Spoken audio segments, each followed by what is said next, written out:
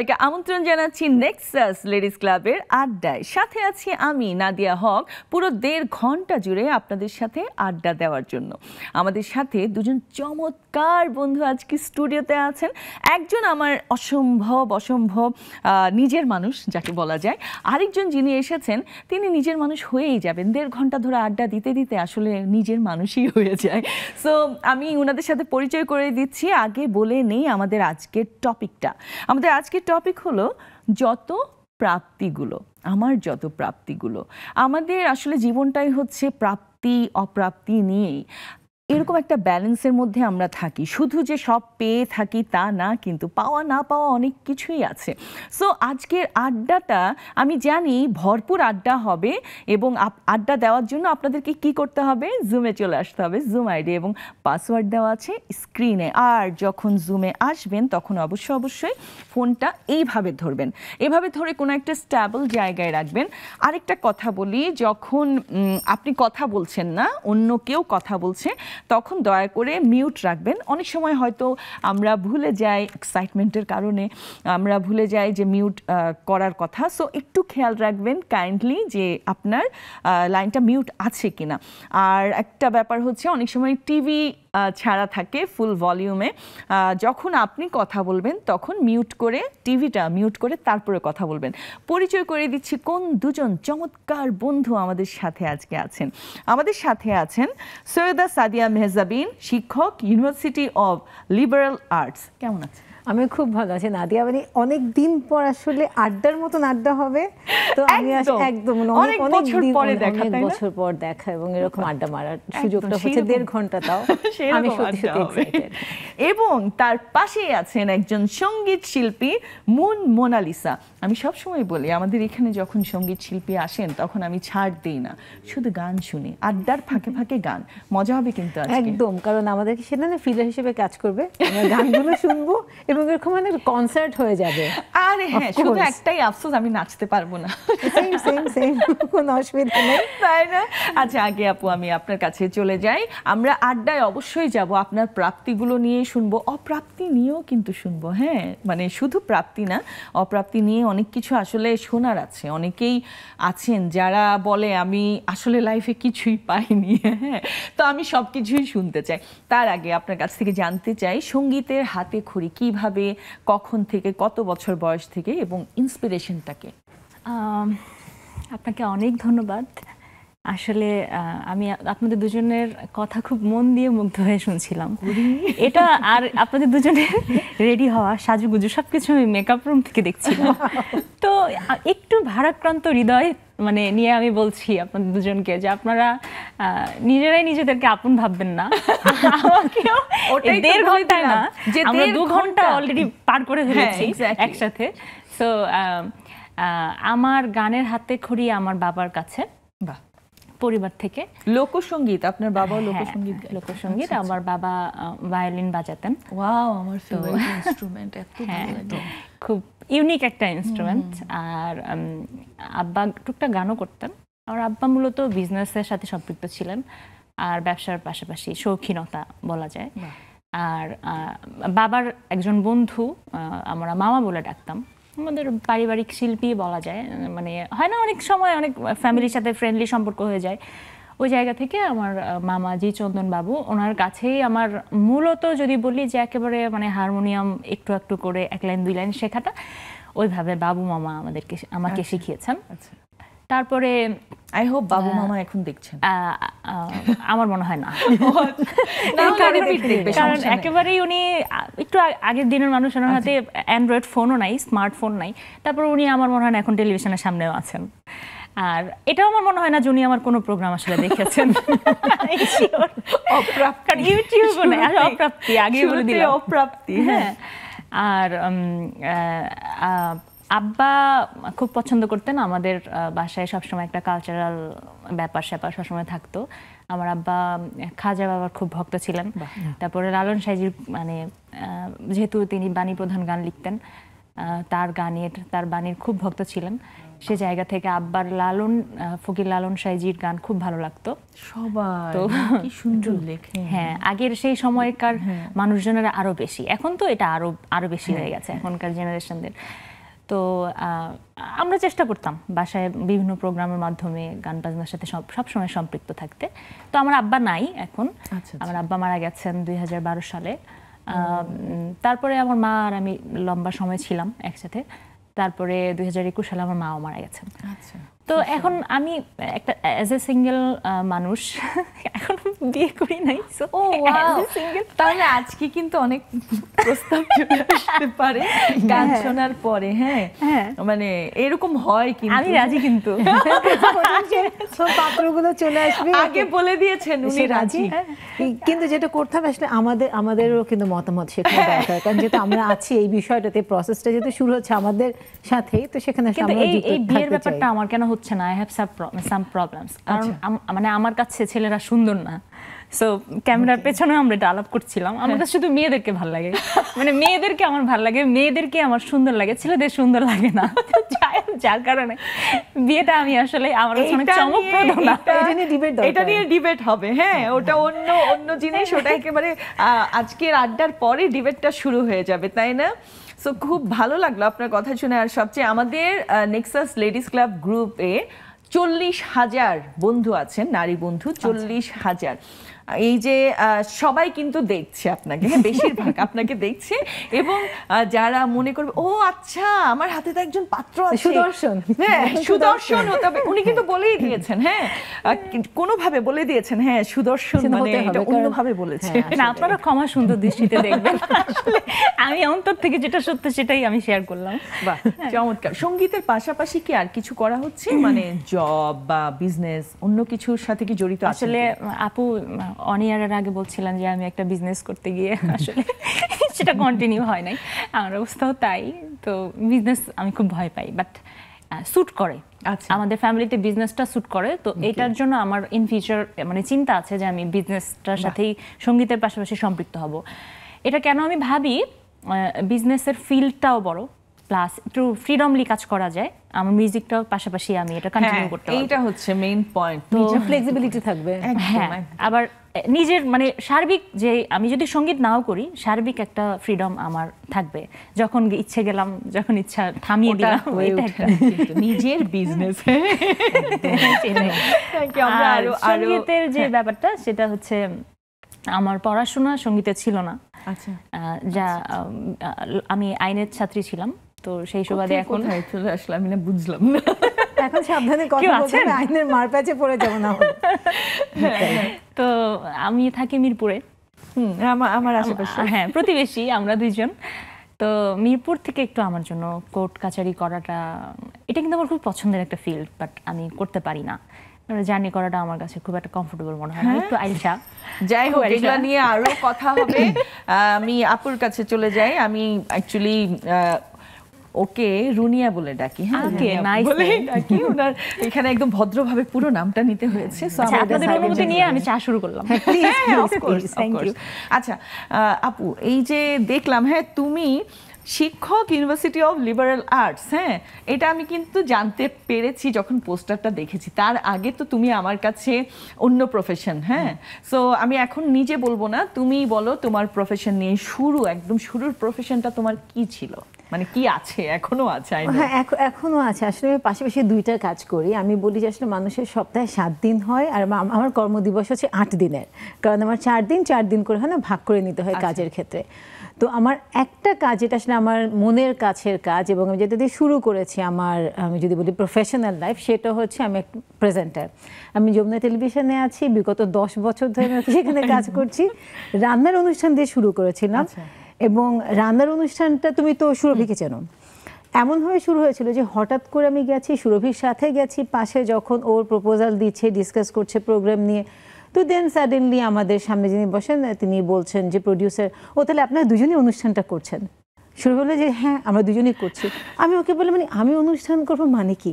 আমি কখনো লাইভে কোনো কাজ করিনি, আমার তার আগে অ্যাডভার্টাইজমেন্ট করার অভিজ্ঞতা আছে, তো সেটা তো আলাদা বিষয়, স্ক্রিপ্টেড কাজ। আমি বললাম লাইভে, আচ্ছা আমি নাহলে উপস্থাপনা করবো, তুমি রান্না পারো?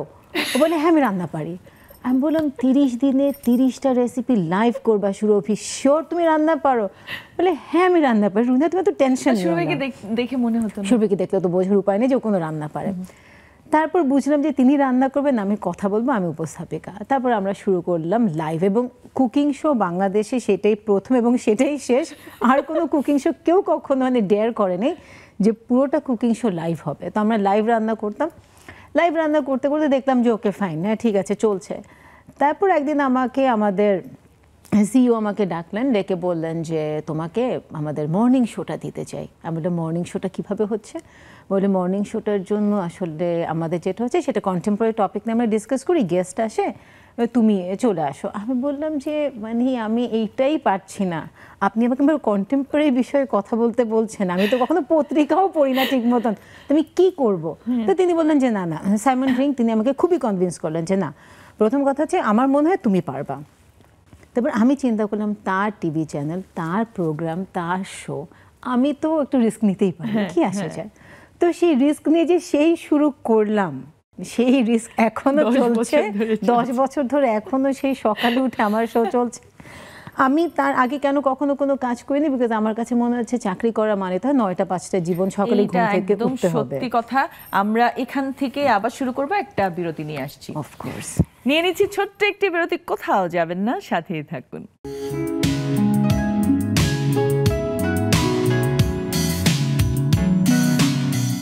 আবারও ফিরে এলাম আমাদের আড্ডায়। আড্ডা কিন্তু মানে কি আর বলবো, স্ক্রিনের সামনে এবং স্ক্রিনের বাইরে দুই দিকে আড্ডা জমে গেছে। কারণ আজকের টপিকটা অনেক মধুর এবং অনেক ইম্পর্টেন্ট একটা টপিক, যেটাতে অনেক অনেক অনেক গল্প বের হয়ে আসবে।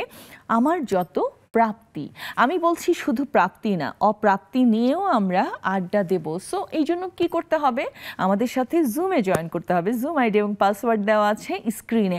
আর যারা চিন্তা করেন যে আমার খুব ইচ্ছে করছে জুমে জয়েন করতে, কিন্তু আমার একটু একটু লজ্জা লজ্জা লাগছে, লজ্জা লাগার একদম কিছু নেই।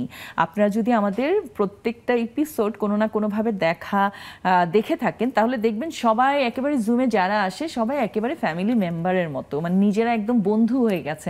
সো একদিন এসে জয়েন করেন, তারপরে আপনি নিজে দেখবেন অ্যালার্ম দিয়ে সেট করে রেখেছেন যে কখন 6 PM হবে আর আমি জয়েন করে ফেলবো। সো লজ্জা না পেয়ে তাড়াতাড়ি চলে আসুন জুমে। জুম আইডি এবং পাসওয়ার্ড দেওয়া আছে স্ক্রিনে। হ্যাঁ, তোমার কথা বলছিলে যে 9টা 5টা জব আমাদের কারোই পছন্দ না, যদিও একদম না। আমার ওর মতো ফ্লেক্সিবিলিটি আমিও চাই। আমি ওরকম চাচ্ছিলাম যে আমিও খুবই অলস, তো আমি ওই যে সকাল মানে 9টায় যদি যাই তার মানে হচ্ছে আমাকে সকালে উঠতে হবে। তো প্রথম যে চাকরি, যমুনাতে তো রান্নার অনুষ্ঠান করছি বিকেলে, সকালেরটা মর্নিংয়ে শো 7:30টায়, কল টাইম হচ্ছে 6, বিকজ আমাকে বাসা থেকে তখন 6টায় মানে নিয়ে যেত। তার মানে আমি ঘুম থেকে করছি 5:30টায়। তো okay fine, let's do it. তো এই শুরু করলাম করা। তো 9টা 5টায়, সেই সকাল 5টায় আমাকে মানে 9টায় আর হলো না, ওইদিকে সকাল 5টায় আমাকে উঠতে হচ্ছে। তো সেই বলে কাজ করা শুরু করে দিলাম। তারপর যমুনায় কাজ করতে করতে করতে করতে একটা টাইম আসলো যখন আমার কাছে মনে হলো যে আমি আসলে আরও ভালো কিছু করতে পারি, একটা কনফিডেন্সের জায়গা তৈরি হয় এবং প্রেজেন্টারদের একটা আমার মানে এবিলিটি তৈরি হয় যে আমরা যে কোনো টপিকে কথা বলতে পারি, আমাদের জ্ঞান হয়ে যায়, একটা ধারণা তৈরি হয়। তো তারপর আমি আমার মাস্টার্সের জন্য গেলাম।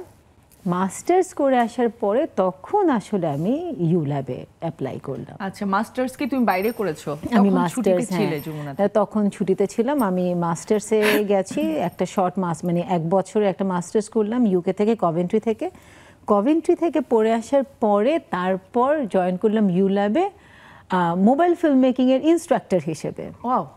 যে মোবাইল ফিল্ম মেকিং সম্পর্কে আমার কোনো ধারণা নেই, কিচ্ছু নেই। আমি সবসময় এমন সব কাজ শুরু করি যেটাতে আমি কিছু জানি না, কোনো ধারণা নেই। আমি চলে গেলাম কাজ করতে। বেসিক্যালি যেটা ছিল মানে মোবাইল ফিল্ম মেকিং আমাদের ইনস্ট্রাক্টরস আছে, কিন্তু আমার কাজটা ছিল পেপার ওয়ার্ক। তো পেপার ওয়ার্ক করতে করতে রিসার্চ ওয়ার্ক যে কখন করা শুরু করলাম সেটা আমি বুঝি নেই। রিসার্চ ওয়ার্ক শুরু করতে করতে প্রজেক্ট ওয়ার্ক যে কখন আমি করছি সেটাও বুঝি না। প্রজেক্ট ওয়ার্ক করতে করতে তারপর আমার দেখা গেল যে আমি ফুল টাইম ফ্যাকাল্টি হয়ে গেছি।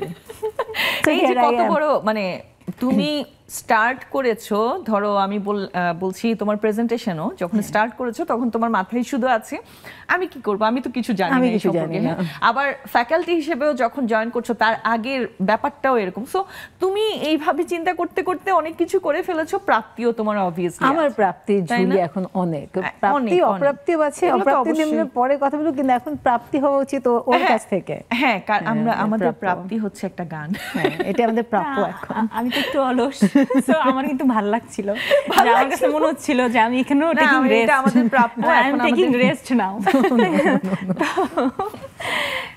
গান করব লোকসঙ্গীত তো সবার প্রিয়। ডেফিনেটলি লোকসঙ্গীত। আমি সাইজির একটি গান করব, আর তাছাড়া আজকে যেহেতু আমাদের একটি বিশেষ দিন, আমাদের প্রিয় নবীজি হযরত মুহাম্মদ সাল্লাল্লাহু আলাইহি ওয়াসাল্লামের জন্মদিন, তো সেই উপলক্ষে আমি একটি নবীজির শান ফকির লালন সাইজির লেখা সুর করা গাইছি।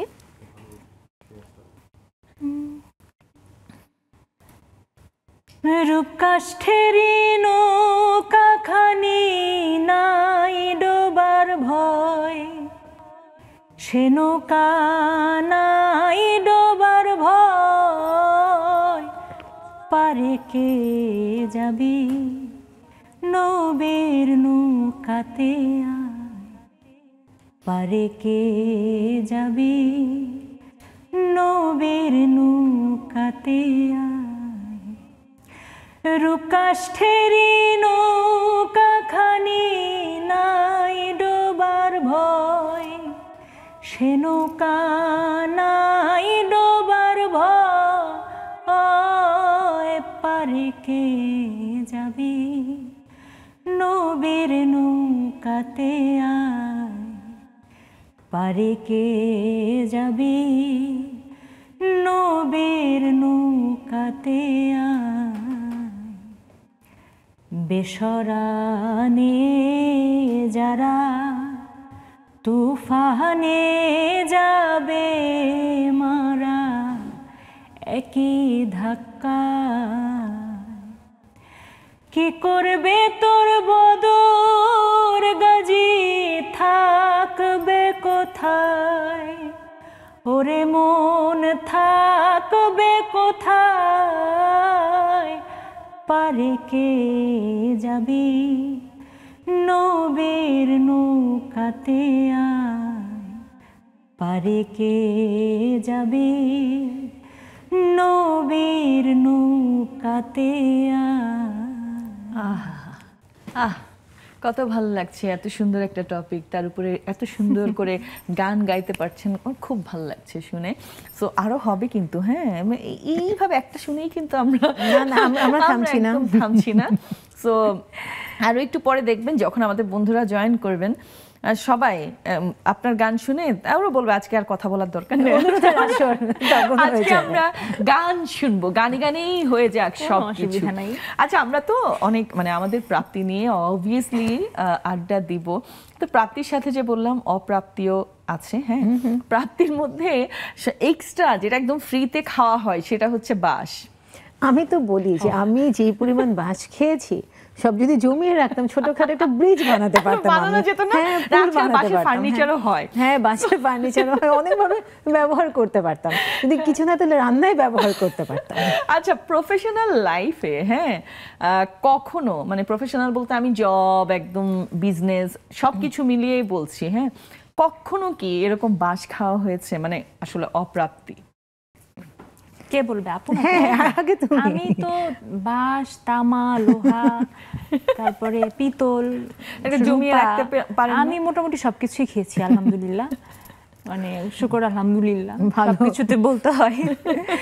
তো আমার বিসমিল্লাহ গলত, আচ্ছা সবসময় গলত, তাও শুকর আলহামদুলিল্লাহ। আমি খুব ভালোভাবে সেটাকে অ্যাকসেপ্ট করি, কারণ স্টার্টিংটা মানে যদি খারাপ হয় আমি মনে করি যে একদম মানে ল্যান্ডিংটা, স্টার্টিংটা খারাপ হলে ল্যান্ডিংটা ভালো হয়। হ্যাঁ, তো কোথাও না কোথাও তো রিস্ক নিতে হবে। স্টার্টিংটা যদি ভালো হয় তাহলে ল্যান্ডিংটা বাজে হবে। তো এর থেকে আমার প্রথমেই খারাপ হয়ে যাক সেটাই ভালো, কারণ প্রথমে এনার্জিটা ভালো থাকে, পরে দিয়ে হলে আসলে কষ্টটা বেশি লাগে। হ্যাঁ, সারা মানে একটা হয় কি যে আমরা যে কোনো দিন শুরু যদি করি, সকাল শুরু করি, সকালে খাওয়াটা একটু ভালো হয়, এনার্জিটা থাকে, সে সময় যে কোনো রকমের বাঁশ তামা নেওয়া যায়, গ্রহণ করা যায়, মুখটা থাকে। কিন্তু সেটা যখন দিন শেষে সারাদিন পরে সন্ধ্যায় হয়ে যায়, তখন সন্ধ্যায় তো আসলে নানান রকমের ক্লান্তি চলে আসে, সেই সময় কিন্তু কোনো রকমের বাঁশ টলারেট করা হয় না। তো আসলে এটা খেয়াল করে দেখবা, আমরা যখন মানে শুরুতেই ওই যে বললাম না, বলি না আমরা যে দিনের শুরুটা যদি এমন হয় আল্লাহ সারাটা দিন কেমন যাবে, হ্যাঁ কিন্তু যখন দিনের শুরুটা সুন্দর হয়, সুন্দর যাচ্ছে আমরা কত কিছু পাচ্ছি, কত ভালো লাগছে, হ্যাঁ আমরা মানুষের জন্য করতে পারছি, তারা আমাদের জন্য করছে, এরকম কিন্তু এক একটা দিন যায়। শেষে গিয়ে দেখা যায় যখন একটু ফ্রেশ হব, কোনো একটা কিছু এমন শুনলাম, হ্যাঁ একদম না পারি মাথা ঠান্ডা রাখতে, না পারি কোনোভাবে রিল্যাক্স হতে। আরেকটা হয় না, ধরো তুমি সারাদিন যাদের সাথে কাজগুলো করলে বাসায় ফেরত আসার পর শোনা যে তারাই তোমার নামে কিছু একটা বলেছে, ভাই আপনি আমাকে কেন বললেন? আমি তো সারাদিন আপনার সাথে ছিলাম, কাজ করছিলাম, তো বললেই পারতেন যে না রুনি আপা এটা আপনার পছন্দ না বা এটা চেঞ্জ করতে হবে। ভাই তখন কেন বললেন না? আমাকে না বললে আরেকজনকে গিয়ে কেন বললেন? আগে এগুলো আমাকে খুব আপসেট করতো।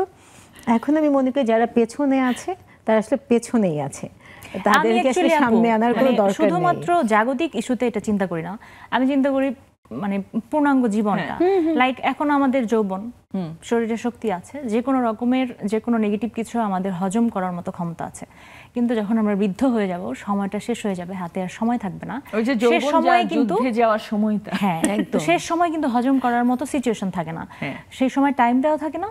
তো এটা নট অনলি আমরা তো একটু জোক করলাম শুরুতেই যে আমাদের কাজের জায়গা থেকে, কিন্তু পুরো জীবনটাই আসলে জীবনের শুরুতেই যদি সকল রকমের ঝড়ঝাপটাগুলো মানে ওভারকাম করে একটা জায়গায় ফিক্সড হয়ে যাওয়া যায় এবং সেটা খুব মানে সুদিং হয়, সেটা খুব ফ্লেক্সিবল হয়, এবং সেটা আমার মনে হয় যে সেটা অনেক টেকসই হয় এবং সেটা বার্ধক্যে পাওয়াটাই ভালো। মানে আমি আমার যে কোনো রকমের সাকসেস আমি চাই একটু একটু একটু একটু করে সেটা গিয়ে আমি যখন কিছুই করতে পারবো না, যখন আমার যুদ্ধ করার লড়াই করার টাইমিংটা শেষ হয়ে যাবে, তখন সেগুলো গিয়ে যুক্ত হোক, তখন যেন আমার চাহিদাটা থাকে। হ্যাঁ এটা কিন্তু সত্যি, আমরা যা এই যে জমিয়ে রাখি, যা হ্যাঁ ভালো সঞ্চয়গুলো একদম শেষে গিয়ে, বয়সে একদম শেষের দিকে গিয়ে দেখবেন তখন তো কিছু করার থাকে না, বাট ওইগুলো মনে পড়ে, খুব মনে পড়ে একটা ভালো লাগা, এই যে আমি পেয়েছি। আমি এটা বলছি না যে অনেক অনেক সম্পত্তি পেতে হবে, অনেক অনেক, আমার কাছে সবচেয়ে বড় প্রাপ্তি হচ্ছে মানুষের ভালোবাসা।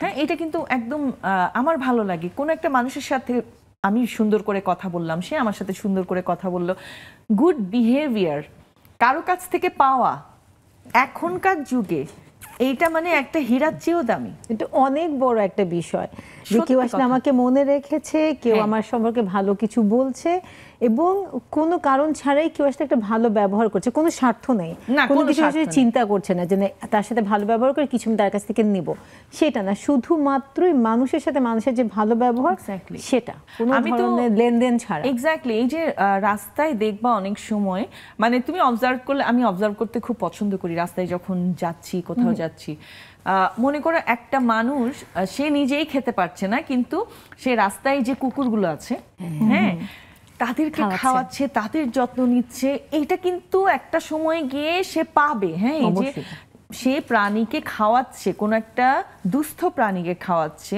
সে কিন্তু এটা পেয়ে যাবে। আমার এত ভালো লাগে দেখতে, ওই মানুষটাকে দেখেও আমার মনে হয়েছে আমি নিজে পেয়েছি এই জিনিসটা।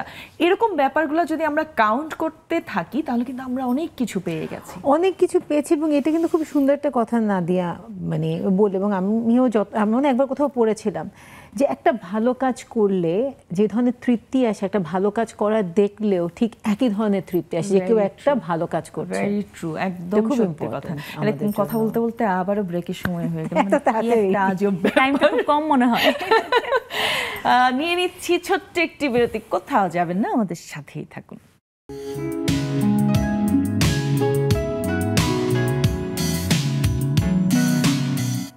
আবারও ফিরে এলাম নেক্সাস লেডিস ক্লাবের আড্ডায়। আড্ডা অনেক জমে গেছে, যেমন বলছিলাম যে অন স্ক্রিন অফ স্ক্রিন সব দিকে আড্ডা হচ্ছে এবং অবভিয়াসলি আপনারাও শুনবেন সেই সব কথাগুলো যেগুলো আমরা বলছি। খুব বেশি শোনাবো না, বাট প্রাপ্তি নিয়ে অনেক কিছু শুনতে চাই আপনাদের কাছ থেকে। অলরেডি জুমে আমাদের বন্ধুরা জয়েন করছে, সো আপনারা যারা একেবারে কখনো জয়েন করেননি, খুব হেজিটেট ফিল করেন, তাদের জন্য বলছি আমরা নিজেদেরই মানুষ, সো নিজেদের মানুষ মনে করে জয়েন করে ফেলুন। একবার জয়েন করবেন, তারপরে আর জয়েন না করে পারবেন না। সো আপনার গল্প আপনার মুখ থেকে শুনতে চাই। আচ্ছা, আমি জুমে সবাইকে ওয়েলকাম করে নিই। কেমন আছেন আপনারা সবাই? আলহামদুলিল্লাহ বেশ ভালো আছি। আলহামদুলিল্লাহ সবাই আজকে তো মানে প্রাপ্তি নিয়ে শুনবো অবশ্যই, আবার একটু পারলে অপ্রাপ্তি নিয়েও বললেন, কারণ সব ভালো খারাপ সব শুনতে হয়। তো আমি স্টুডিও থেকে আবার আসছি আপনাদের কাছে। আচ্ছা, এই যে যখন মানে আমরা যখন ছোট একদম স্কুলে যাচ্ছি বা থাকে না যে মাঝে মধ্যে ইচ্ছে করতো আজকে বাং মারি, যাবো না, আমার এখনো মনে হয় দেয়াল টপকানো। হ্যাঁ, এখনো সব থেকে মজার হচ্ছে বোটানিক্যাল গার্ডেনে চলে যাওয়া। বোটানিক্যাল গার্ডেন, আমি তো চিটাগংয়ে থাকতাম, আমার তো বোটানিক্যাল গার্ডেন আমার অনেক এক্সপেরিয়েন্স আছে। যাই হোক, যখন আমরা কোনোভাবে বাং মারতে পারতাম, ওই সময়টার মতো ওই মোমেন্টটার মতো মানে ভালো মোমেন্ট মনে হয় না ওই সময় আর পেতাম কোনো দিকে। কেউ একটা যদি আইসক্রিমও দিয়ে বলে যে ধর এটা তুই খা আর স্কুলে যা, না খাবো না, দরকার হলে স্কুলে যাবো না।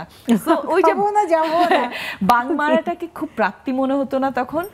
প্রথমে স্কুলে আমি বাং মারতে পারিনি, কারণ এটা আমার কখনো সম্ভবই হয়নি। কারণ আমি যদি স্কুলে না যাই, আমার আম্মা পরদিন স্কুলে হাজির হবেন, কারণ যেটা আমার আম্মাকে সবাই চেনেন, তো সেটা আসলে কখনো সুযোগই হয়নি। হ্যাঁ, ওইটা আমি যখন ঢাকায়, বরিশাল থেকে যখন ঢাকায় পড়তে আসলাম ইডেনে, তখন বাঙ্ক মেরেছি। তখন এমনও বাঙ্ক মেরেছি যে আমার যে টেস্ট পরীক্ষা সেটা আমি জেনেছি পার্লারে। আমাকে একজন বলেছে যে তুমি কি জানো আমাদের টেস্ট পরীক্ষার যে রুটিন দিয়েছে? আমি বললাম তাই, কারণ তখন আমি কবিতা নিয়ে ব্যস্ত। অনেক বড় প্রাপ্তি, কবিতা। তাই তখন আমি আবৃত্তি অঙ্গনের সাথে আমার কাছে কবিতা শুনবো? না না না না না না, আমি এখন বলতে যাচ্ছিলাম, অনেক দিনের প্র্যাকটিস নাই, একদম না। কবিতা তো কবিতা মন থেকে চলে আসে। কোন একটা ব্রেকে তুমি বের করে নিও মোবাইল থেকে, 2-1 লাইন, তাই না? 2-1 লাইন, হ্যাঁ 2-1 লাইন, বেশি না, আমরা বেশি কষ্ট দেই না। দর্শক চাচ্ছে, বেশি হলে 4। কোন দর্শক চাচ্ছে না, কেউ চাচ্ছে না, কোনো দর্শক চাচ্ছে না, দর্শকরা সবাই চাচ্ছে, হাত তুলে, তারা কেউ চাচ্ছে না, কেউ কবিতা শুনতে চাচ্ছে না, আমরা সবাই গান শুনতে চাচ্ছি, তাই না? আচ্ছা, গান কি আরেকটা হয়ে যাবে তাহলে? আমাদের হয়ে যাবে। আচ্ছা, আপুর একটা পছন্দের গান আছে, সেটা এখন গাইছি না, শেষে গাইছি। আমি এখন রাধা রমন দত্তের একটি গান করছি। মনে নাই গো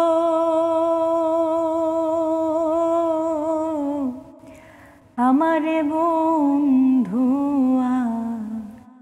মনে নাই আমারে বন্ধু, আর মনে নাই আমারে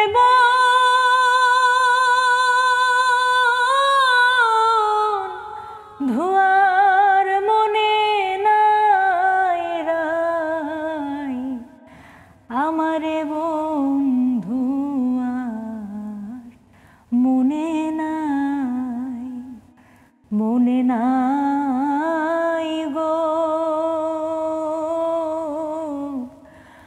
আমারে বন্ধু, আর মনে নাই। জাতি জ্যোতি ফুলমালতি বিনি সুতায় মালা গাথি গো, জাতি জ্যোতি ফুলমালতি বিনি সুতায় মালা গাথি গো, আইলো না শ্যাম কুঞ্জে আমার, আইলো না শ্যাম কুঞ্জে আমার, মালাকার গলে পরাহি গো আমারে বন্ধু, আর মনে নাই, মনে নাই গো আমারে বন্ধু, আর মনে নাই। বাহ, মনে হচ্ছে গানই শুনি, মনে হচ্ছে। ওই যে সবাই খুব খুশি, তালি দিচ্ছে। Thank you. আমি চলে যাই একটু জুমে। মিষ্টি আপা, আচ্ছা মিষ্টি কিন্তু দুইটা, হ্যাঁ মিষ্টি আপা, পিঙ্ক কালার মিষ্টি আপা। কোন মিষ্টি? হাওয়াই মিঠাই, হাওয়াই মিঠাই, হাওয়াই মিঠাই। বুঝতে পেরেছি। হ্যাঁ আচ্ছা মিষ্টি আপা, আপনার কাছ থেকে একটু শুনি আপনার প্রাপ্তিগুলো এই মুহূর্তে, আমি একেবারে পেছনে যাব না, এই মুহূর্তে প্রাপ্তিগুলো নিয়ে একটু শুনতে চাই, বলেন। শুভ সন্ধ্যা, শুভ সময়। আশা করি ভালো আছেন সকলে এবং স্ত্রীরা, আপনাদেরকে অভিনন্দন। রীতিমতো যেটি হয়, তো নাদিয়া আপুকে আমি বলবো যে আপনি কেমন আছেন? অনেকদিন আসলে কথা হয় না, আমার 3 উপস্থাপিকার সঙ্গেই কথা হয় না আমার। আমি একটা ট্রেনিং এ ছিলাম, কেমন আছেন আপু? হ্যাঁ খুব ভালো আছি, খুব ভালো আছি। আচ্ছা আলহামদুলিল্লাহ। তো যেটা প্রাপ্তির কথা, প্রাপ্তি সত্যি আসলে আমি সবসময় কিছু না কিছু আল্লাহর রহমতে পেয়ে থাকি। আর রিসেন্ট যেটা, আমি মাত্র গতকাল আমি একটা ট্রেনিং সমাপ্ত করে এসেছি। এটা হলো জাতীয় কম্পিউটার গবেষণা কেন্দ্র একাডেমি বগুড়াতে, নেকটার যেটা নামে সবাই চেনেন। তো এটা একদম শিক্ষা মন্ত্রণালয়ের আন্ডারে 1 মাস ব্যাপী আমাদের একটা ট্রেনিং হলো এবং সেটা আমি সাকসেসফুলি গতকাল আমরা সমাপনী অনুষ্ঠান করে আমি এসেছি ঢাকায়। বাহ চমৎকার। সবাই এটাই আমার একেবারে এখনকার একদম এখনকার প্রাপ্তি। বাহ চমৎকার, থ্যাংক ইউ, থ্যাংক ইউ মিষ্টি আপা। মিষ্টি আপা 2। আচ্ছা মিষ্টি আপা 1 আপনি মিউট করেন, হ্যাঁ মিউট করেছেন। হ্যাঁ মিষ্টি আপা 2 বলেন, মিষ্টি মিষ্টি করে কথা বলেন এত সুন্দর করে, এখন আপনি বলেন আপনার প্রাপ্তির কথাগুলো শুনি। আচ্ছা ধন্যবাদ আপু। মিষ্টি মিষ্টি, আপনি আরো অনেক বেশি মিষ্টি করে কথা বলেন আপু। আপনার কথা শুনলে আমরা মিষ্টিতে ভরপুর হয়ে যাই। আচ্ছা বেশি মিষ্টি খাবেন না আবার, হ্যাঁ ডায়াবেটিস হয়ে যাবে। জি জি জি। হ্যাঁ জি আপু, প্রাপ্তি আলহামদুলিল্লাহ। ছোটবেলা থেকে আপু রেজাল্টটা খারাপ করতাম না, ভালো করতাম। সব ফার্স্ট ক্লাস ছিল আলহামদুলিল্লাহ। গানে বাফায় ফার্স্ট ক্লাস ফার্স্ট হয়েছি, যত বছর আমি ক্লাস করেছি আমি ফার্স্ট হয়েছি। আর এই তো প্রাপ্তি, সুন্দর সংসার করছি, চাকরি করেছি। আর রিসেন্টলি আমার মেয়েটা ইন্টার পাস করলো, ভালো রেজাল্ট করলো, কম্পিউটার সায়েন্সে ভর্তি হয়েছে। আলহামদুলিল্লাহ, আল্লাহ খুব ভালো রেখেছে। বাহ চমৎকার চমৎকার, শুনেও তো ভালো লাগে, খুব ভালো লাগে। থ্যাংক ইউ আপু, থ্যাংক ইউ সো মাচ। সকল প্রশংসা আল্লাহ। হ্যাঁ তন্দ্রাপা। আসসালামু আলাইকুম। ওয়ালাইকুম আসসালাম, কেমন আছেন আপনি? হ্যাঁ ভালো আছি আপু। আপু আপনাকে দেখলেই যে আমার মনে হয় যে সব প্রাপ্তি পেয়ে গেলাম। আর গান শুনে তো আজকে মন ভরে গেল। Thank you. শুনে আপনাদেরকে দেখে সব প্রাপ্তি মনে হয় পেয়ে গিয়েছি আজকে। বাহ বাহ। আমি অল্পতেই খুব খুশি হয়ে যাই। তো আমার জীবনে ছোট ছোট বিষয়গুলো আমি যদি দেখি যে আমার জীবনের স্বাভাবিক যে গতি, কর্মজীবনে, পারিবারিক জীবনে, তারপরে ব্যক্তিগত জীবনে, আমি আসলে খুব খুশি এবং আনন্দিত। পৃথিবীতে এসেছি তো খালি হাতে, আবার খালি হাতেই চলে যাব। মাঝখানে যা যা পেয়েছি এটা আসলে স্রষ্টার প্রশংসা করি সেই জন্য, এবং প্রাপ্তিতে আমি সবসময় আনন্দিত থাকি এবং প্রতিদিনই মনে হয় যে খোদার ব্লেসিং, জীবনে বেঁচে আছে এটাই তো একটা বড় প্রাপ্তি। একদম, এটা একদম সত্যি কথা। লেডিস ক্লাবে যুক্ত হচ্ছি, এত বান্ধবী পেয়েছি, এটা আরেকটা প্রাপ্তি আপু। তো সুতরাং আসলে খুব প্রাপ্তিতেই জীবন ভরপুর। ছোট ছোট প্রাপ্তিগুলো কখনো মনে কষ্ট দেয় না। অনেক ধন্যবাদ। ধন্যবাদ ধন্যবাদ। আসলে ছোট কিছুতে তাড়াতাড়ি খুশি হতে পারা কিন্তু অনেক বড় ব্লেসিংস আমি মনে করি। যে আমরা অনেকেই দেখবেন সব সময় এরকম থাকে, আমি এটা পাচ্ছি না, ওটা পাচ্ছি না, এরকম হচ্ছে না, এরকম হচ্ছে না, কিন্তু সে যে সুস্থ আছে এটাই সবচেয়ে বড় প্রাপ্তি আমি মনে করি। তো আমাদের আরো আপুরা আছে, সবার সাথে আড্ডা হবে। একটা বিরতির সময় হয়ে গেছে, বিরতি নিয়ে আবারও ফিরছি। নিয়ে নিচ্ছি ছোট্ট একটি বিরতি, যাচ্ছি আর এক্ষুনি ফিরছি, সাথেই থাকুন।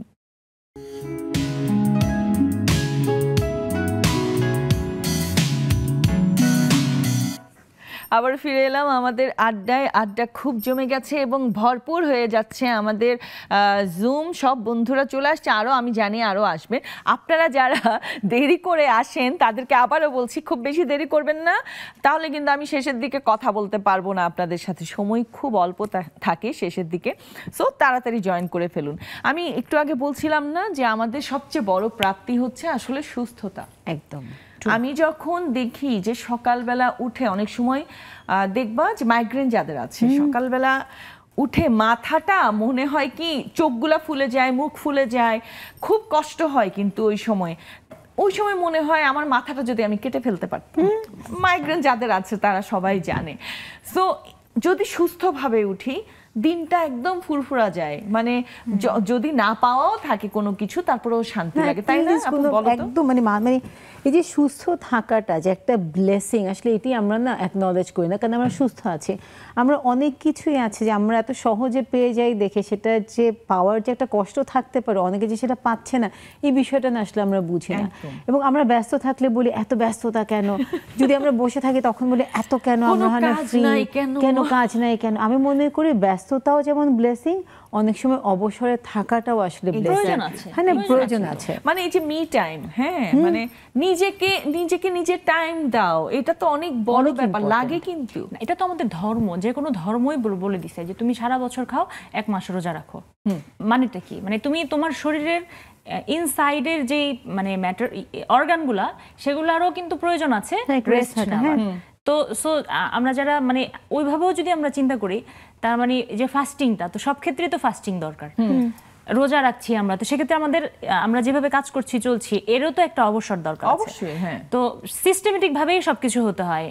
সিস্টেমের বাইরে যা কিছু হয় সেটা ভালো না আসলে। একদম ডিসিপ্লিনের বাইরে চলে গেলে সেটা আর ভালো হয় না। একদম সত্যি কথা। আমার খুব মানে ইরিটেটিং লাগে আজকাল যখন দেখি অনেকেই আছে, আমি বাচ্চাদের কথাও বলবো যে অনেকেই আছে যে খাবার দাবার নিয়ে অনেক ফ্যাসি, মানে এত কি বলবো, ওদের ভালো খাবার দিলেও ওদের অপ্রাপ্তি। হ্যাঁ, এখন আমার মতে যে এটা আসলে প্যারেন্টসকে বোঝাতে হবে, তাই না? প্যারেন্টসকে প্রপারলি বোঝাতে হবে যে তোমার এটাতে ভালো হবে, ওটাতে খারাপ হবে। আলটিমেটলি একটা সময় গিয়ে দেখা যাবে তোমার বয়সের চাইতে তুমি বেশি বুড়িয়ে গেছো। এইটা কিন্তু কাজ করে, বিশেষ করে মেয়ে বাচ্চাগুলো আস্তে আস্তে যখন বড় হতে থাকে। সত্যি কথা, আমি এটা খেয়াল করেছি, মানে আমি খুব ভালো করে স্টাডি করে আসলে মানে প্র্যাকটিক্যালি আমি দেখেছি যে যেই বাচ্চাগুলোকে বলা হয় যে তুমি এইটা খাচ্ছ, এত তেল দেওয়া ডেইলি খাইতে থাকো, তাহলে তো তোমার ব্রণ উঠবে, তোমার স্কিন খারাপ হবে, তোমার চুল পড়বে, মোটা হয়ে যাবে। হ্যাঁ, দেখি কি না খুব কনসিয়াস না, আমি সুন্দরভাবে দুপুরবেলা ভাত খাবো, যা থাকে সবজি টবজি দিয়ে, তারপরে আবার না কথাটা কিন্তু খুব কাজে রিসিভ করতে পারে। হ্যাঁ, এক্স্যাক্টলি। সো ওইভাবেই কিন্তু আমাদের কাউন্ট করা উচিত প্রাপ্তিগুলো। ছোটখাটো বিষয়ে খুশি হওয়া, এই যে তন্দ্রা আপু বলছিলেন যে ছোটখাটো বিষয়ে উনি খুশি হতে পারে, আমি শিওর এখানে আমাদের যত বন্ধুরা আছে সবার কিন্তু মেন্টালিটি এমনই। সো আমি একটু রাশিদা আপুর কাছে চলে যাই।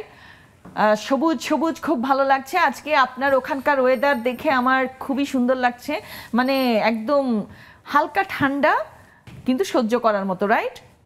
হ্যাঁ আপু বলেন।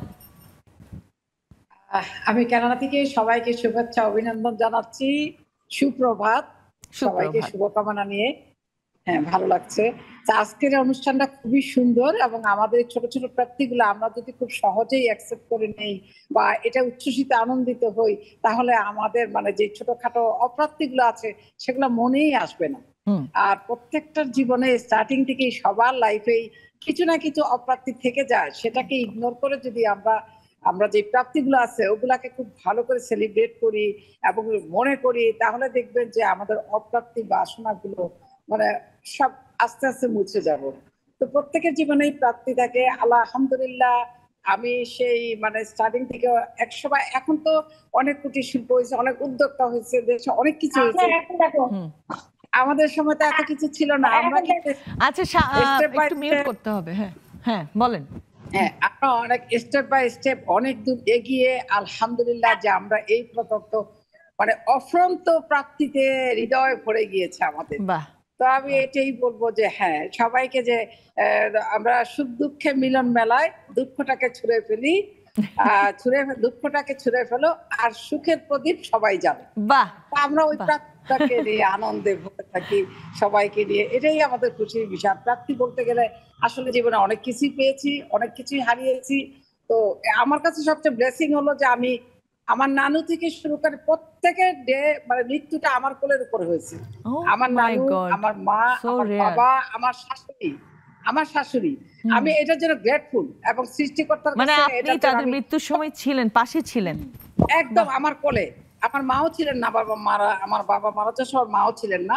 তা আমার নানি থেকে শুরু করে এবং আমার শাশুড়ির সময়ও একমাত্র হসপিটালে আর কি আমি ছিলাম শিশু। তো আমি এই জন্য বলবো যে অনেক প্রাপ্তি, মানে আমার প্রাপ্তি কোনো শেষ নেই। আমি আলহামদুলিল্লাহ অনেক অনেক অনেক পেয়েছি। সবাইকে শুভেচ্ছা এবং আর কি বিতরণ করি। আমার প্রাপ্তিতে সবাই খুশি হোক, অবশ্যই অবশ্যই, আমরাও খুশি, সবাই খুশি, সবাই খুশি। থ্যাংক ইউ আপা, thank you so much. Sonia আপা, শুভ সন্ধ্যা। শুভ সন্ধ্যা আপা। আচ্ছা, এই যে আপনি যখন কোনো কিছু অর্ডার পান বড় স্কেলে, হ্যাঁ, যখন কোনো কিছু অর্ডার পান এবং সুন্দরভাবে পাঠাতে পারেন, তখন যখন ক্লায়েন্ট ফোন করে আপনাকে বলে যে আপা যে খাবারগুলো দিয়েছেন সবাই খুব পছন্দ করেছে, তখন কেমন লাগে? আপনার ফিলিংসটা একটু জানতে চাই। এরকম সিচুয়েশন নিশ্চয়ই আপনার সাথে হয়েছে। হ্যাঁ হ্যাঁ, অবশ্যই এরকম সিচুয়েশন অনেকবারই হয়েছে, কারণ আমি যেহেতু 4 বছর যাবত বিজনেস করি, আর আমি কখনো ব্যাড রিভিউ পাইনি। এটার জন্য এটা আমার বড় প্রাপ্তি, আলহামদুলিল্লাহ। হ্যাঁ, আমার কাছে অনেক ভালো লাগে এই ধরনের। আমার তখন নাচতে ইচ্ছা করে, তখন আমার ওরা মনে হয় নিজেরে।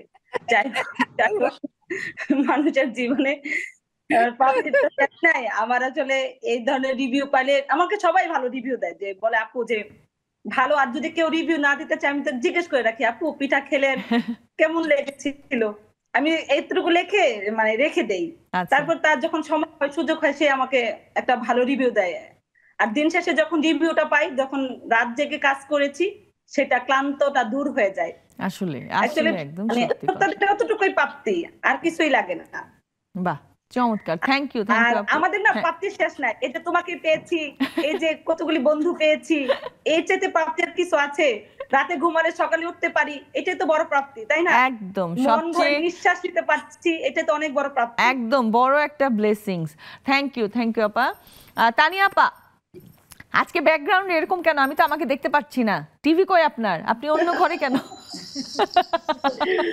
আজকে সাহেব টেলিভিশন দেখছে, আপনাকেই দেখছে। ও তাই, দেখছে। হ্যালো ভাইয়া, আমার দিক থেকে কিন্তু দেখছে। শুভ সন্ধ্যা সবাইকে। শুভ সন্ধ্যা সবাইকে, শুভ সন্ধ্যা। এবং আমি প্রথম থেকে অনুষ্ঠানটা দেখছিলাম। আপুর গান তো অসাধারণ। আপুর যে গানগুলো করলেন খুব ভালো লাগলো।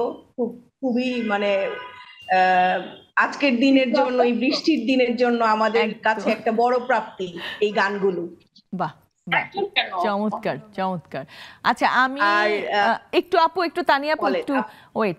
আমি আগেও মানে অন ক্যামেরায় বলেছি, আপনারা যদি একজন কথা বলে তাহলে আপনারা অন্যরা অবশ্যই মিউট করে রাখবেন।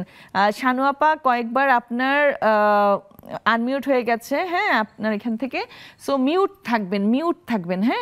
হ্যাঁ তানিয়া আপা বলেন। হ্যাঁ, আমি বলতে চাচ্ছিলাম যে প্রাপ্তি তো আসলে ব্যক্তিগত প্রাপ্তি সবারই থাকে কিছু না কিছু, সেরকম আমারও আছে। কিন্তু আমি সেটা মনে করি যে আমি কি মানুষকে দিতে পারলাম, আমি যদি কারো জন্য কিছু করতে পারি, আমার কাছে সেটা অনেক বড় প্রাপ্তি মনে হয়। আসলে আমি এখন যতদিন আমি এই দুনিয়াতে বেঁচে থাকবো, আমি মনে হয় যে যদি মানুষের জন্য কিছু করতে পারি, ছোট হোক বড় হোক, যে কোনো কিছু, যে কোনো ভাবে হোক, সেটাই আমার কাছে মনে হয় আমার কাছে বড় প্রাপ্তি। আর ব্যক্তিগত প্রাপ্তি তো বিজনেস বলেন, আমি যেই সেক্টরগুলোতে কাজ করি, অনেকগুলো সেক্টরে আমি কাজ করি। আমি যেমন ইনার হুইলে আমি সেবাই করে যাই। হ্যাঁ, আমি তো জানি আপনি অনেক কিছু করেন এবং খুব সুন্দর কাজ করেন, সেগুলো অবশ্যই পরে অফ ক্যামেরায় অনেকেই জানবে, এখনো অনেকেই জানে। আরেকটা বিরতির সময় হয়ে গেছে আপা, আবার আসছি ফিরে। বিরতি কোথাও যাবেন না, যাচ্ছি আর এক্ষুনি ফিরছি।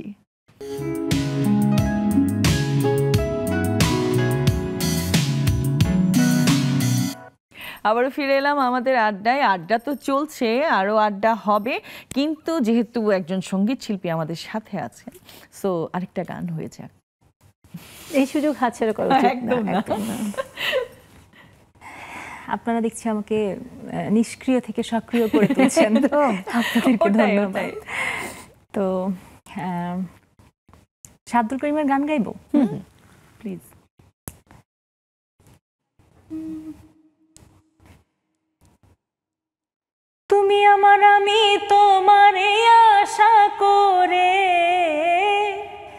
তুমি আমার আমি তোমারে আশা করে তোমারে পুষিলাম কত আদরে আমার মাটির পিঞ্জিরায় সোনার ময়না রে তোমারে পুষিলাম কত আদরে তুমি আমার আমি তোমারে আশা করে তুমি আমার আমি তোমারে আশা করে তোমারে পুষিলাম কত আদরে আমার মাটির পিঞ্জিরায় সোনার ময়না রে তোমারে পুষিলাম কত আদরে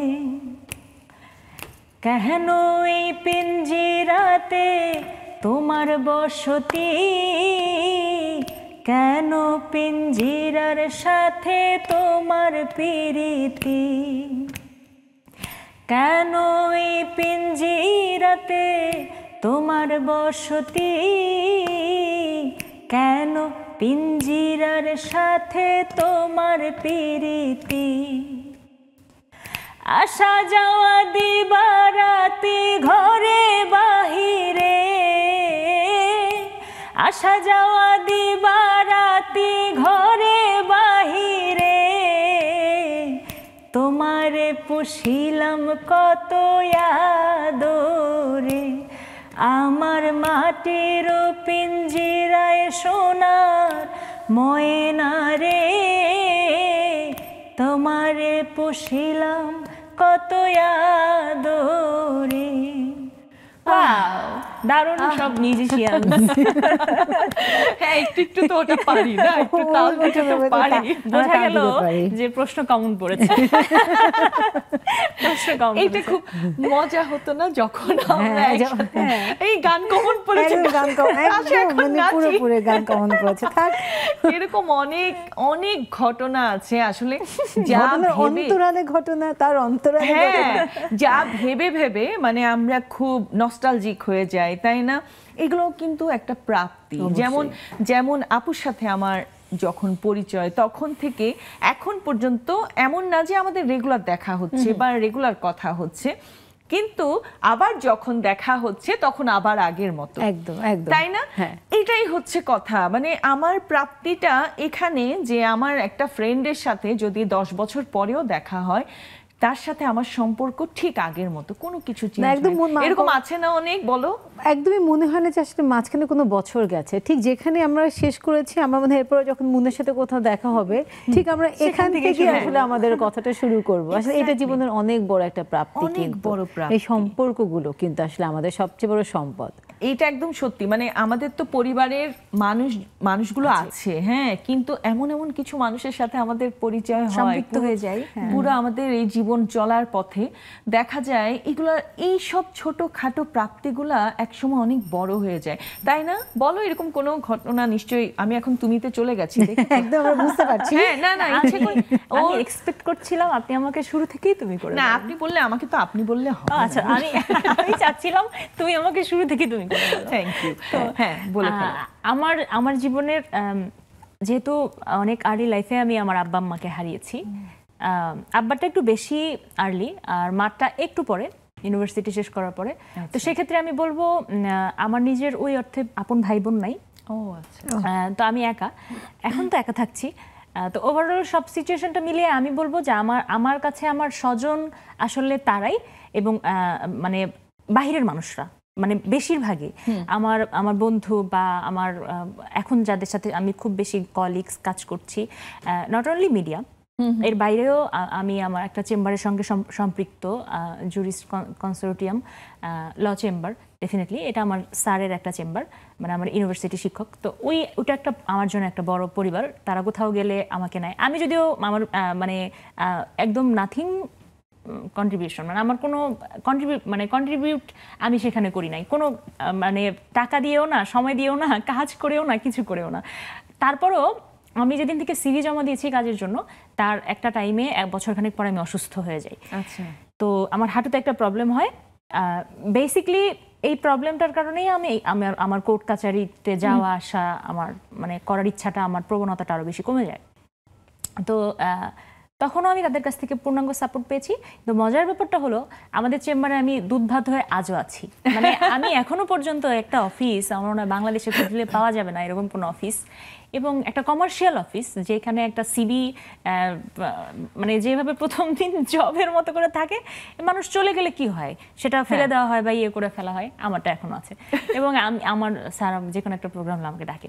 তো বাহিরের বন্ধু বান্ধবের কাছ থেকে, মানুষের কাছ থেকে আমার আসলে অনেক প্রাপ্তি। আমি বলবো আমার পরিবারের থেকে অনেক বেশি প্রাপ্তি আমার বাহিরের মানুষের থেকে, এবং বলবো না, এবং এটা আমি স্বীকার করব, নিঃস্বার্থে স্বীকার করব। এবং আমি রিয়েলি অনেক বেশি গ্রেটফুল তাদের কাছে। আমার ছোটবেলা থেকে বেড়ে ওঠার পেছনে অনেক দূরের মানুষ যাদের কাছ থেকে হয়তো আমি আশা করেছি তার কাছ থেকে আমার প্রাপ্তিটা হয় নাই, কিন্তু কোনো না কোনো ভাবে আমি ফিডব্যাকটা তোমার কাছ থেকে পেয়েছি। এটা কিন্তু এটা আমার হয়েছে। তো আমি সেটা নিয়ে দুঃখ করি না, কারণ আমি এই চেইনগুলো পেয়ে যাচ্ছ তো। হ্যাঁ পেয়ে যাই, এটা আমি বুঝি, এটা আমি ফিল করি যে আল্লাহ কোনো কিছু প্রত্যক্ষভাবে দেয় না, সরাসরি দেয় না, কিন্তু কোনো না কোনো ভাবে সেটা তোমার কাছে পৌঁছাবে। এটা আমার একটু বুঝতে টাইম লেগেছে, কিন্তু আমি পেয়েছি। আরেকটা জিনিস, তুমি যদি বিশ্বাস করো যে তুমি এটা পাবা, তাহলে কিন্তু তুমি আসলে ওটা পাবা। এটা কিন্তু অনেক সময় হয়ও আমাদের, যে হয়তো আমরা কোনো কিছু ভাবছি, হয়তো কোনো কিছু খেতে ইচ্ছে করছে, হয়তো নিজে বানাচ্ছি না, কিন্তু কোথাও না কোথাও থেকে সেটা জন্য চলে আসছে। এটা কিন্তু হয়, তাই যেটা আসলে আমার রিজিকে আছে, যেটা আসলে আমার জন্য লিখে রাখা আছে, সেটা কিন্তু আমার জন্য হবে। হয়তো কখনো সঙ্গে সঙ্গে পাবো, কখনো হয়তো সেটা সময় নেবে, কিন্তু সেটা হবে। এবং কখনো হয়তো আমি হয়তো আশা করছি এক জায়গা থেকে, যেভাবে আসলে মন বললো, হয়তো অন্য কোনোভাবে কিন্তু সেটা আমার কাছে চলে আসবে, যদি সেটা আমার কিসমতে থাকে। এক্স্যাক্টলি। একটা মজার বিষয় কি জানো, তুমি ধরো, এটা আমার খুব হয়, সবারই হয়, আই নো, সোশ্যাল মিডিয়াতে, হ্যাঁ, ধর তুমি কিছু ভাবতে ভাবতে এমনিতে কিছু খুঁজছো মনে মনে, হ্যাঁ, তোমার সামনে ওটা চলে আসবে, ওটাকে অ্যালগরিদম বলে। খুব অদ্ভুত বিষয়, এটা কিন্তু হয়, এটা হয়, প্রচুর হয়। মনে করো তুমি একটা সুন্দর সাদার মধ্যে সবুজ পাড়ের শাড়ি খুঁজছো, হ্যাঁ, মনে মনে গাদোয়াল শাড়ি, দেখবা তোমার সামনে হাজার পোস্ট বিভিন্ন পেজ থেকে আসছে। এটা কিন্তু আমি এত অবাক হয়ে, কেমনে সম্ভব, মানে চিন্তা করো, আমাদের চিন্তা ভাবনা পর্যন্ত ওদিকে চলে গেছে। কি অদ্ভুত বিষয়, কোন সময় দেখা যাবে আমার মতোই আরেকজন এসে আমাকে বললো হাই। আজকে দেখা যাবে যে নাদিয়ার পেজে অনেকগুলো হয় না গাদোয়াল শাড়ি চলে এসেছে। না, মন থেকে খুঁজছি না। না, আবার এত জোর দিয়ে তো তোমরা যেভাবে বলছো যে সবকিছু পাওয়া যায়, সবকিছু প্রাপ্তি হয় না। কারণ আমি অনেক রিল দিচ্ছি কিছুদিন যাবত, গান বাজনা নাই, কাজ কামনায় অনেক রিল দিচ্ছি। তো এখন আমি তো মনে করতেছি যে সাকিব খান কোনো একটা সময় আমাকে ফোন দিয়ে বলবে, তোমাকে আমি আমার পরবর্তী সিনেমার জন্য চুজ করলাম, তুমি আমার নায়িকা হবা। না, কারণ সে সংবাদপত্র থেকে নিয়ে নিচ্ছে, বগুড়া থেকে নিয়ে নিচ্ছে, আমি তো ঢাকা সিটির মধ্যে। এটা পজিটিভলি কিন্তু বিশ্বাস করতে হয়, এটা আমি দেখেছি পজিটিভলি, মানে এখানে কোনো নেগেটিভ কিছু বিশ্বাস করতে পারবা না যে এটা হবে না, এটা হবে, এটা হবে, আসলেই হবে না, কথাটা একদম সত্যি। এটা আমি অনেকের দেখেছি, আমি নিজেও দেখেছি যে এটা হবে, ভালো কিছু হবে যদি পজিটিভলি চিন্তা করো। ঠিক আছে, আমাদের মা খালারা সবসময় এইভাবেই চিন্তা করতো, যখন আমরা খুব হাসতাম, খুব খুশি হতাম, এত হেসো না, সামনে বিপদ আছে, নেগেটিভ চিন্তা করছে না, নেগেটিভটাই হতো। হ্যাঁ, সো আমি আসলে সবাইকে বলতে চাই, আপনারা সব সময় খুব পজিটিভলি চিন্তা করবেন। পজিটিভ চিন্তা করতে করতে একসময় দেখবেন আপনার সাথে সবকিছু পজিটিভ হচ্ছে।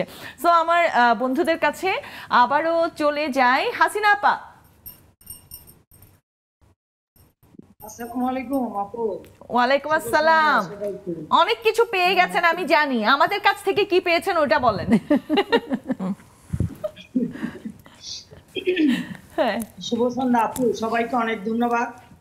আর হচ্ছে প্রথমে বলিলেই মোনালিসা আপুর কাছে আমার একটু রিকোয়েস্ট আছে, যদি সময় থাকে আপু আমি আশা করবো একটা গান হলো আমাকে শোনাবে। সেটা হচ্ছে যে ঘর বেঁধেছে ভালো ঘর আমি। কমন পড়েছে, কমন, থ্যাংক ইউ, কমন পড়েছে, যদি সময় থাকে। বেহায়া মনটা তো অসাধারণ একটা গান। ওকে, ডাবল কমন পড়েছে, থ্যাংক ইউ ভেরি মাচ। বলুন। তো যাই হোক, যে কোনো একটা গান আপুর কাছে আমার রিকোয়েস্ট হলো, সময় পেলে শোনাবে। তো প্রাপ্তিগুলোকে আপু আমি মনে করি, আমি যদি ভালো কোনো কাজ করি, ওটার একটা সফলতা আসে দিন শেষে বা মাস শেষে, বছর শেষে, ওটা না অনেক বড় একটা প্রাপ্তি আমার কাছে। বিশেষ করে কাজের ক্ষেত্রে, মানে যখন থেকে কাজগুলোর সাথে জড়িত তখন মনে হয় যে ওইটা যখনই কাজগুলা শেষ করে আমি একটা সফলতা অর্জন করতে পারি, যে এই কাজটা আমি সাকসেসফুলি মানে শেষ পর্যন্ত করতে পারছি এবং যতটুকু যেভাবে এটাকে বের করে নিয়ে আসা, ওইটা অনেক বড় একটা সাকসেসফুল। আর তোমাদের যে নেক্সাস লেডিস ক্লাবের যে প্রাপ্তিটা, এটা তো আমার কাছে একটা সারা জীবনের স্মরণীয় একটা প্রাপ্তি। কারণ আমি আমার জীবনের প্রথম হচ্ছে নেক্সাস টেলিভিশনে নেক্সাস লেডিস ক্লাবে যেদিন প্রোগ্রাম করতে যাই, কারণ মিডিয়াতে এটাই আমার জীবনের প্রথম প্রোগ্রাম। তো এটা তো আমার জীবনের সারা জীবনের একটা বড় প্রাপ্তি। এটার জন্য তোমাদের সবাইকে অনেক ধন্যবাদ। বাহ, চমৎকার, থ্যাংক ইউ আপা। সুন্দর একটা চাওয়া ছিল। Thank you so much. হ্যাঁ, আমরা একটু শানু আপার কাছে যাই। শানু আপা মুচকি মুচকি হাসছেন, অনেক কিছু পেয়ে গেছেন মনে হচ্ছে এখন। হ্যাঁ, আপনি কেমন আছেন? খুব ভালো আছি। ছোট্ট করে বলেন, একদম রিসেন্ট সময়ে আপনি এমন কি পেয়েছেন যা পাওয়ার পরে আপনার অনেক শান্তি লেগেছে? এই যে নেক্সাস টেলিভিশনে আমরা যে প্রোগ্রাম করতে পারছি, কথা বলতে পারছি আপনাদের সাথে, এটা আমার সবচেয়ে এই বছরের এই জীবনের প্রাপ্তি। আর একটা মজার বিষয় হচ্ছে আমার হাজবেন্ড আজকে দেখতেছে প্রোগ্রামটা বাসায়, উনি আছে ওই পাশে টিভি দেখছে, আমি এই পাশে বসে কথা বলতেছি। আর এই যে আপনার সাথে কথা বলতেছি, এই যে সবাইকে পেলাম, এটা আমার জীবনে মানে কি বলবো, অনেক বড় একটা প্রাপ্তি। আমরা অনেক আপ্লুত আপনার কথা শুনে, খুব ভালো লাগলো। আর ভাইয়াকে আমাদের তরফ থেকে সালাম। হ্যাঁ, আমরা আরেকটা বিরতি নিয়ে আবারও ফিরছি। নিয়ে নিচ্ছি ছোট্ট একটি বিরতি, যাচ্ছি আর এক্ষুনি ফিরছি, কোথাও যাবেন না, সাথেই থাকুন।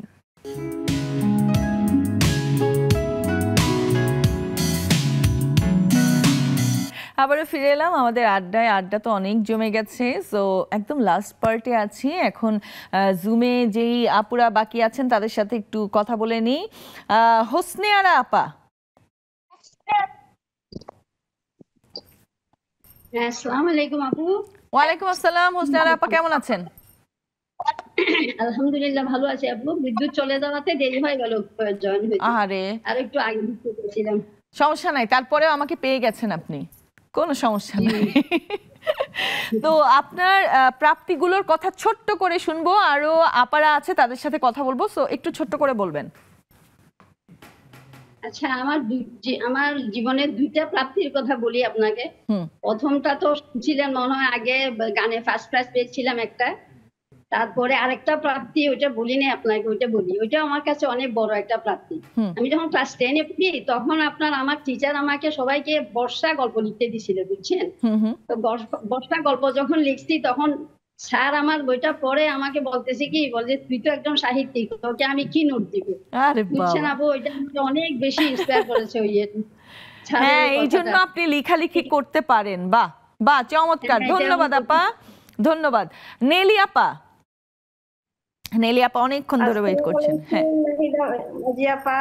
কেমন আছেন? কি ব্যাপার রাশিদা আপা, আপনি আজকে একদম মানে অলমোস্ট সেম কালার পরে আসছেন, কথা বলে আসছেন নাকি? আর চিমটি চিমটি চিমটি, এটা আমার প্রাপ্তি, এটা আমার কালটিভেটেড সেন্স। বাহ, চমৎকার। নেলি আপা বলেন, আপনার কাছ থেকেও শুনি, একদম রিসেন্ট সময়ে কি পেয়েছেন যেটা আমাদের সাথে শেয়ার এখনো করেননি। সো হ্যাঁ, আসলে প্রাপ্তি হচ্ছে মেয়ের গতবার খুব ভালো একটা রেজাল্ট করলো বড় মেয়ে, তারপর সে ভালো একটা ক্যাপিটাল কলেজে চান্স পেলো, এটাই। আর ছোট মেয়ে একটা ভালো রেজাল্ট করলো, এটাই বড় প্রাপ্তি। আর একটা প্রাপ্তি হচ্ছে আমি যে স্কুলে পড়াই, ওই স্কুলের বাচ্চা, আমি 12 বছর আগে থেকে টিচার স্কুলে, এখন যখন শুনি স্কুলের বাচ্চারা বুয়েট ইঞ্জিনিয়ার ডাক্তার, যখন শুনি ওদের বাচ্চাদের কাছ থেকে খুব ভালো ভালো পোস্টে আছে ওরা, ওইটাই মনে হয় সবচেয়ে বড় প্রাপ্তি আমার এখন। হ্যাঁ, এটা তুমি রিলেট করতে পারবা, শিক্ষক তো আসলে রিলেট করা যায়, তাই না? এটা থেকে আমাদের কোনো এর থেকে বড় কোনো অ্যাচিভমেন্ট নেই। যখন আমি জানি আমার ছাত্রছাত্রীরা কোথাও ভালো জায়গায় পড়ছে, স্কলারশিপ পেয়েছে, কাজ করছে, ইটস অ্যামেজিং। বাহ, চমৎকার। থ্যাংক ইউ নেলি আপা, thank you so much. Anowara আপা, আনোয়ারা আপা, আনোয়ারা আপা অনেক আগে এসে বসে আছেন। আপা, আপনি অন্ধকারে চলে গেছেন কেন? সবাইকে এখন কি আলোতে আসছে? হ্যাঁ, এখন। হ্যালো, আচ্ছা আপা, নেটওয়ার্কের সমস্যা হচ্ছে, আপনি বের হয়ে আবার চেষ্টা করেন। আচ্ছা, মরিয়ম আপা। হ্যালো, হ্যাঁ মরিয়ম আপা। শুভেচ্ছা নাদিয়া। শুভেচ্ছা আপা। উপস্থিত সবাইকে শুভেচ্ছা। দুই আপুকে খুব সুন্দর লাগছে।